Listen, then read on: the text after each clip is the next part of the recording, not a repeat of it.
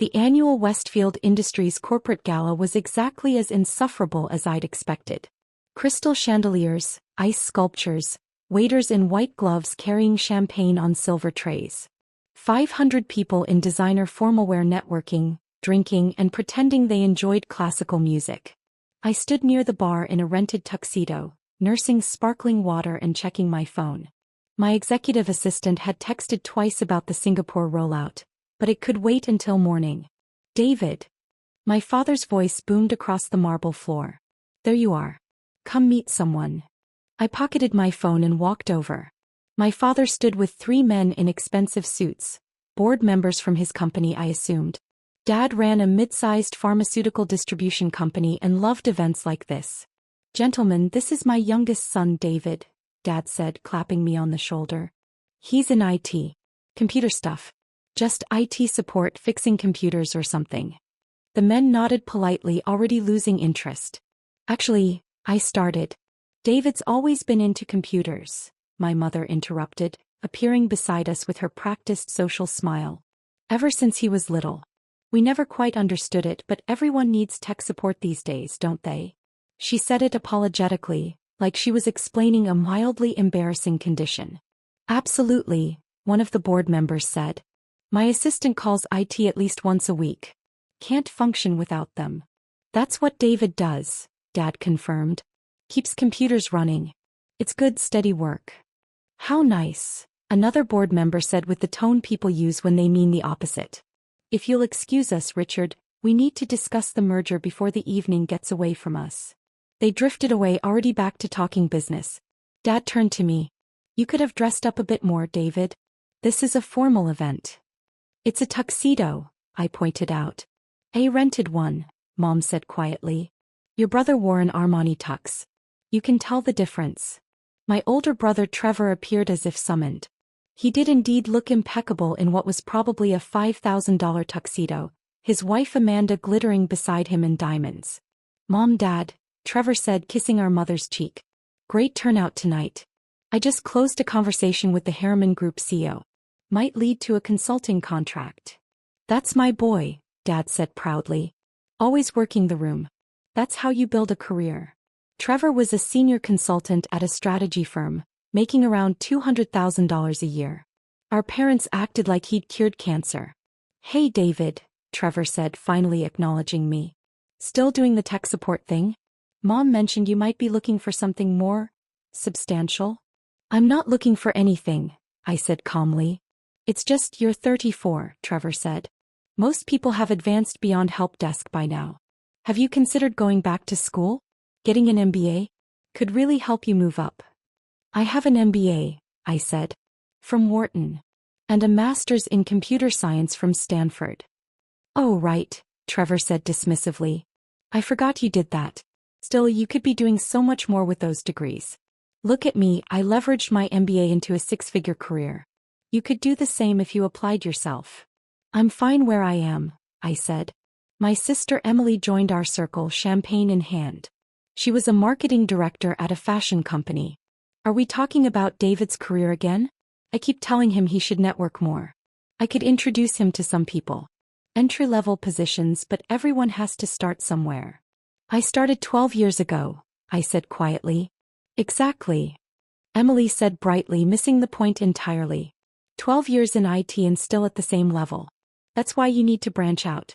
Try something new. Use those degrees. A waiter passed with a tray of champagne. My father took 2 glasses, handing one to my mother. You know what David's problem is? Dad said as if I weren't standing right there. No ambition. He's comfortable doing the bare minimum. Tech support is fine for a kid out of college, but at his age, he should be running an IT department at minimum. I keep telling him to apply to bigger companies, Mom added. Google, Microsoft, those places. They must need tech support. At least it would sound more impressive. I work with Google and Microsoft, I said. Among others. As a vendor? Trevor asked. That's good, Dave. Client relationships are important. Shows initiative.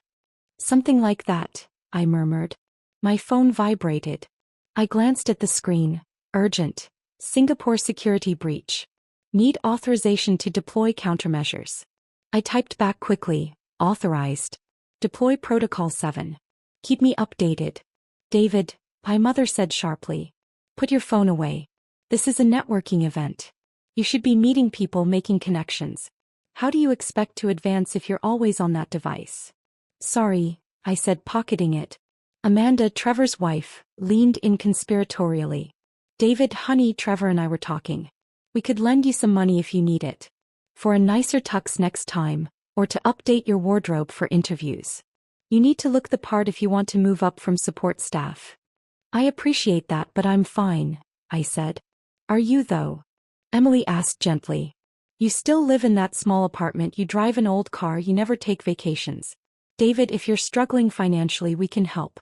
That's what family is for. I lived in a 4,000 square foot penthouse in Tribeca worth $12 million. I drove a Tesla because I liked the technology, though I also owned a Porsche and an Aston Martin in my building's garage. And I'd taken 17 days of vacation in the past 3 months, including a week in the Maldives and a long weekend in Tokyo. But explaining this felt pointless. I'm really okay, I said. Pride, my father said, shaking his head. David's always been too proud to ask for help. Son, there's no shame in accepting that you haven't quite hit your stride yet. You're a late bloomer. Some people are. Very late, Trevor muttered, earning a sharp look from our mother. A woman in an elegant black gown approached our group. She was in her 50s with sharp eyes and an air of authority. Excuse me, she said, looking directly at me. Are you David Morrison? I am, I confirmed. I'm Catherine Wells, event coordinator, she said. There's an urgent situation. Your executive team has been trying to reach you. Something about an emergency board meeting. My family stared at me in confusion. Emergency board meeting? My father repeated. David, what is she talking about? I should take this, I said to Catherine. Where's the call coming in? The event staff has set up a private office for you in the East Wing, Catherine said. Your chief operating officer is on video conference, and your general counsel is standing by. Pi, what now? Emily said faintly. Lead the way, I told Catherine, following her across the ballroom. Behind me, I heard my mother. Did she say his general counsel? That can't be right. The private office was actually the venue's business center, hastily converted for my use. A large screen showed my COO Sarah Chin looking stressed. David, thank God, Sarah said when she saw me. We have a situation. TechCore just launched a hostile takeover attempt. They've been buying up shares through shell companies for the past 6 weeks. They just filed with the SEC. They own 23% of the company. I sat down, my mind immediately shifting into crisis mode. How did we miss this? They were careful, Sarah said. Used offshore accounts, multiple intermediaries. Our compliance team flagged some unusual trading patterns last week, but we didn't put it together until an hour ago. Where's the board? I asked. Assembling now via video conference, Sarah said. We need you to authorize a defensive strategy. Legal says we can implement a poison pill, but it has to come from you as CTO and majority shareholder. Do it, I said. Activate the poison pill provision. What's our current share price? $342, Sarah said. TechCore's tender offer is $385. They're betting shareholders will jump at the premium. They're betting wrong, I said. Get our investor relations team on calls to all major shareholders. Remind them of our 5-year growth trajectory. We're not selling. On it, Sarah confirmed. David, the board meeting starts in 10 minutes. You'll need to present the defense strategy. Send me the brief, I said. I'll review it now. The door opened behind me. My entire family had followed, standing in the doorway looking confused. David, my mother said uncertainly. What's going on? I glanced back at them. I need about 10 minutes. Can you wait outside? But, my father started. Please, I said firmly. They retreated and I heard frantic whispering in the hallway. Sarah shared her screen, showing me the takeover documents. I read quickly, analyzing TechCore's strategy. They were playing aggressive, trying to acquire us before we could mount a defense. They'd underestimated how prepared we were. All right, I said after 7 minutes. Here's what we do. Activate the poison pill. Issue a press release within the hour explaining why TechCore's offer undervalues the company.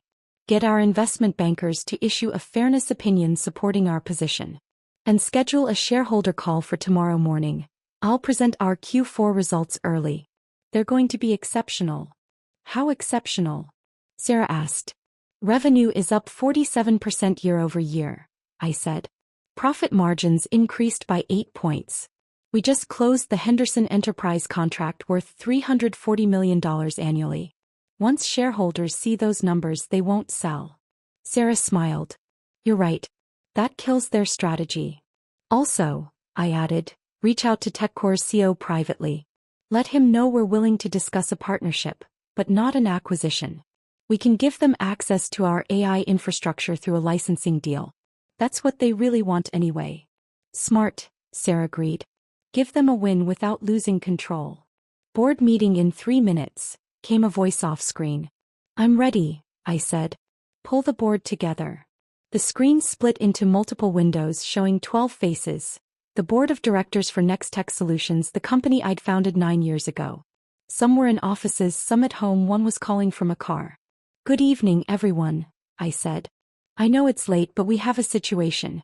As you've all been briefed, TechCore Industries has disclosed a 23% stake in Nextech and launched a hostile takeover attempt. I'm calling this emergency meeting to authorize defensive measures.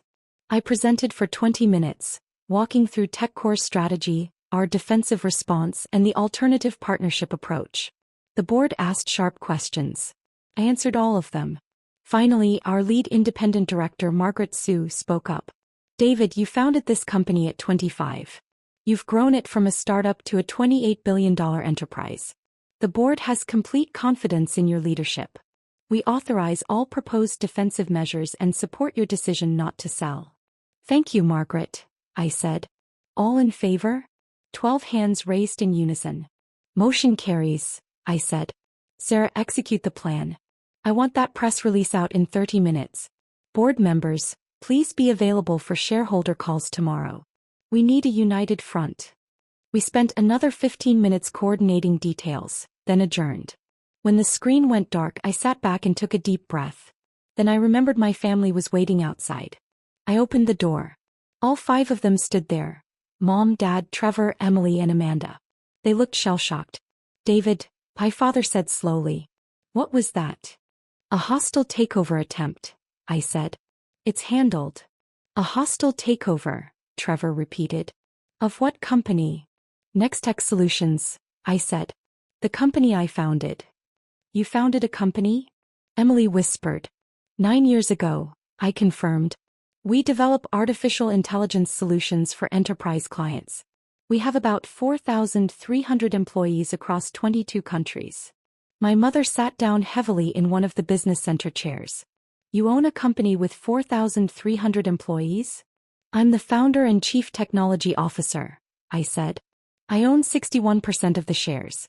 The rest is held by venture capital firms, employees, and public shareholders. Public shareholders, my father said faintly. You're publicly traded? We IPO'd 3 years ago, I said. Current market cap is around $28 billion. The silence was absolute. Amanda found her voice first. Did you say $28 billion? It fluctuates, I said. It was $26 billion last week. The Henderson contract announcement pushed it higher. Trevor was doing math on his phone. If you own 61% of a $28 billion company, that means you personally are worth about $17 billion, I finished. Give or take depending on the market. My mother made a small noise. But you said you do IT support, Emily said desperately. You said you fix computers. You said I fix computers, I corrected gently. I said I work in technology. There's a difference. Why didn't you correct us? My father demanded. I tried to, I said. Multiple times over the years. You weren't interested in the details. Trevor was scrolling frantically on his phone. There are hundreds of articles about you. Forbes, Fortune, Bloomberg. You're on the Forbes 400. You're one of the youngest self-made billionaires in America. The Forbes ranking is outdated, I said. That was based on last year's valuation. Last year's, Trevor stopped, looking at me like he'd never seen me before. David, how did we not know this? You never asked what I actually did, I said simply. You just assumed I was in tech support and stopped listening. My mother was reading on her phone now, tears starting to form. There's an interview here from 2 years ago. You talk about growing up in a family that didn't understand technology. You said you learned early to stop trying to explain your work because people weren't interested. That's true, I said. We weren't interested, she whispered. Oh God, David. We weren't interested. My father pulled up a video on his phone. It was from a tech conference where I'd given a keynote speech to 10,000 people about the future of artificial intelligence. You're famous, he said, watching me command the stage on the small screen. In the tech world, you're actually famous. I prefer to keep a low profile in other contexts, I said. I don't like publicity much. The apartment you live in, Emily said, her voice shaking. Where is it exactly? Tribeca, I said. Franklin Street. She searched the address and went pale. This penthouse sold for $12 million 3 years ago. I paid $11.8 million, I said. Got a good deal because the previous owner needed to sell quickly. Amanda was crying now. I offered to lend you money for a tuxedo. I offered to lend a billionaire money for a tuxedo. You were trying to be kind, I said. I appreciated the gesture. I told you to apply for entry-level positions, Emily sobbed. I said everyone has to start somewhere. You started a $28 billion company. Trevor had found my Wikipedia page. It says here you were featured on the cover of Time magazine as one of the most influential people in technology. That you've been invited to speak at the World Economic Forum 4 times. That you advise 3 governments on AI policy. The government work is mostly pro bono, I said. I think it's important to help shape responsible AI regulation. My father sat down next to my mother. The Armani Tux comment. God, David. I criticized your rented tuxedo. I rented it because I rarely attend formal events, I said. Buying one seemed wasteful. I spent about 2 hours total in this tux. Why would I spend $5,000 on it? Because you can afford it, my father said. Affording something and needing it are different things, I pointed out. My phone buzzed. Sarah again. Press release is out. Initial shareholder response is positive. TechCore's stock dropped 4% on the news that we're fighting back. I think we've got this. I typed back, good work. See you at the shareholder call tomorrow at 9 a.m. Was that about the takeover? Trevor asked. We're managing it, I said. The market is responding well to our defense strategy. TechCore will likely abandon the hostile approach and come to the table for partnership discussions. How can you be so calm? Emily asked. Someone's trying to take over your company. It's not the first time, I said. There were 3 takeover attempts in our first 5 years. You learned to handle them. My mother was reading more articles, clicking through page after page. David, there are profiles about your management style, your innovation philosophy, your thoughts on AI ethics. The tech press calls you a visionary. The tech press is generous, I said. No, my father said firmly. No, David. You don't get to be modest about this. You built a $28 billion company from nothing. You employ thousands of people. You're shaping the future of artificial intelligence. That's not luck. That's not generosity from the press. That's extraordinary achievement. Thank you, I said quietly. Trevor looked up from his phone, his expression a mixture of awe and devastation. I bragged about making $200,000 a year. To a billionaire. I told you to leverage your MBA like I did. You were trying to help, I said. I was being condescending, Trevor corrected. I was acting like I'd figured out career success and you hadn't. Meanwhile, your company's annual revenue is, what? $8.4 billion last fiscal year, I said. We're projecting $11.2 billion this year. Billion, Trevor repeated numbly. Your revenue is greater than most countries' GDP. Emily had moved on to social media. People are tweeting about the TechCore takeover attempt. The whole tech world is watching this. They're calling you a genius for the poison pill strategy. It's a standard defensive measure, I said. David, my mother said, looking up from her phone with tears streaming down her face. Why didn't you make us understand? Why did you let us think you were just tech support? I tried, Mom, I said gently. At Thanksgiving 3 years ago I told you about our Series C funding round. You asked if that meant I got a raise. At Christmas 2 years ago I mentioned we were going public. You said that sounded nice and changed the subject to Trevor's promotion. Last Easter I invited you all to our company's 5th anniversary celebration. No one came. The memories were clearly hitting her. I remember that. You said something about a party for your company. I thought you meant like an office party. Pizza and cake in a break room. It was at the Metropolitan Museum of Art, I said. 500 guests including the mayor and 2 senators. We raised $2 million for STEM education that night. My father's hands were shaking. We decided you were unsuccessful and just stopped listening to anything that contradicted that narrative. People do that, I said. It's human nature. You had a certain idea of who I was and information that didn't fit that idea got filtered out. But we're your family, my mother said desperately. We should have known. We should have seen. Amanda was reading my company's website. Your executive team. Your CEO went to Harvard. Your CFO was a partner at Goldman Sachs. Your general counsel clerked for a Supreme Court justice. These are serious, accomplished people. And they all report to you. We have a collaborative leadership structure, I said. But yes, ultimately the major decisions come to me. How many employees did you say? My father asked. About 4,300, I said. Though we're hiring. We have 300 open positions right now. 4,300 families depending on you, my father said softly. 4,300 people who trust you to lead them. That's enormous responsibility. It is, I agreed. That's why I take it seriously. Trevor found a salary database website. It says here the average Nextech employee makes $140,000 a year. That's incredible compensation. We believe in paying well, I said. Happy employees do better work. We also have unlimited vacation, full healthcare, equity compensation, on-site childcare at our major offices, and tuition reimbursement for employees pursuing degrees. You created that culture, my mother said. You built a company that treats people well. I built a company I'd want to work for, I said simply. Emily found a video of our last product launch. There are 50,000 people watching this live stream. You're presenting some kind of new AI system. David, you're not just successful, you're actually changing the world. We're trying to, I said. AI has enormous potential to improve lives. Healthcare diagnosis, climate modeling, education personalization.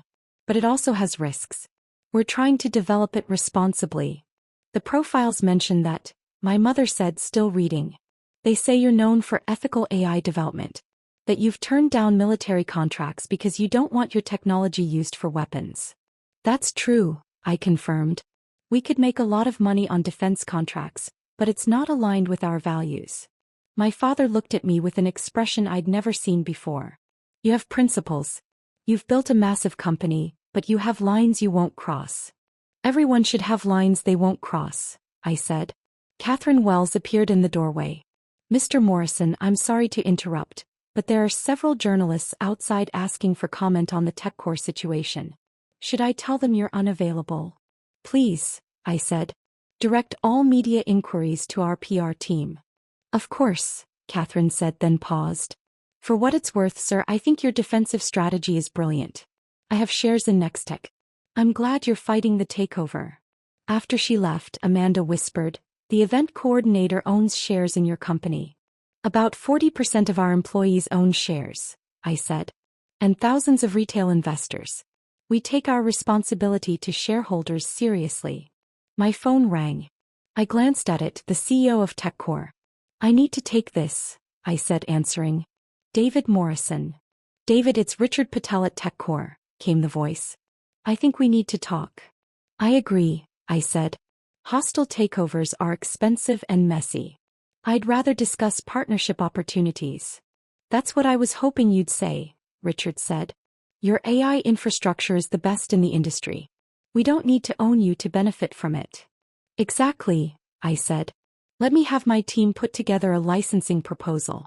We can structure something that works for both companies. I'd appreciate that, Richard said. And David? I'm sorry for the aggressive approach. Your board defense was impressive. You outmaneuvered us completely. No hard feelings, I said. It's just business. I hung up and looked at my family. Crisis averted.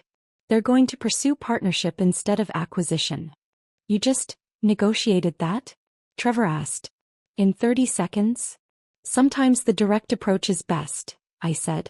TechCore wants access to our technology.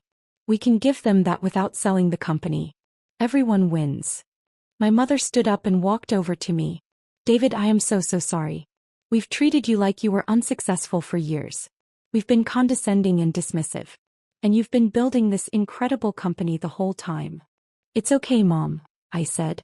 It's not okay, she insisted. We should have listened. We should have asked. We should have believed in you. You did believe in me, I said. You just believed a version of me that didn't exist. The real me was working on something you didn't understand, so you filled in the gaps with assumptions. My father joined us. Can you forgive us? There's nothing to forgive, I said. You weren't trying to hurt me. You just didn't see me clearly. Do you see us clearly?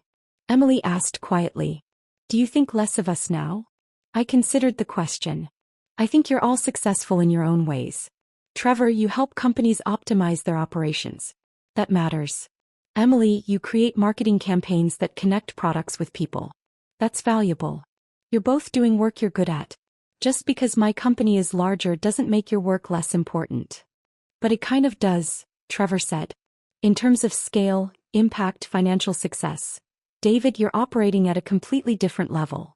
So, I asked, does that make you a failure? You're happy with your work, aren't you? I thought I was, Trevor admitted. Now I'm questioning everything. Don't, I said firmly. Success isn't a competition. We're not rivals. We're brothers. Brothers where one is a billionaire and the other makes $200,000 a year, Trevor said.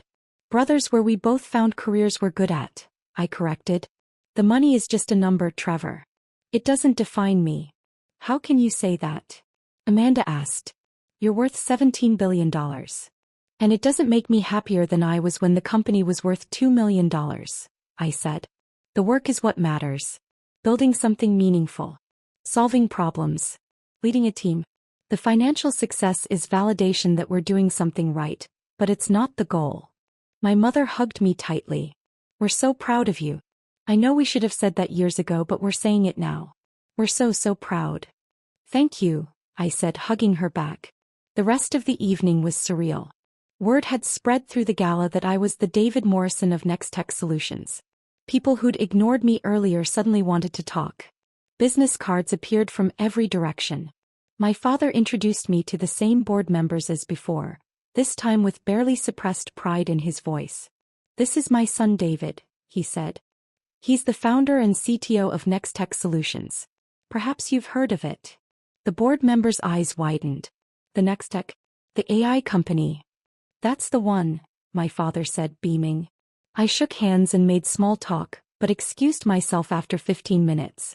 I had a shareholder call to prepare for. In the car heading home, my phone buzzed constantly. Sarah sending updates on the TechCore situation. My CFO with preliminary Q4 numbers. My general counsel with the partnership proposal framework.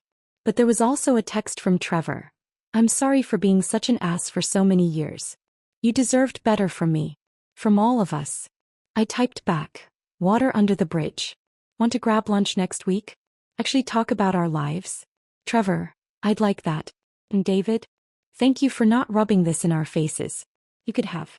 You didn't. Me, you're my brother. Why would I? Emily texted next.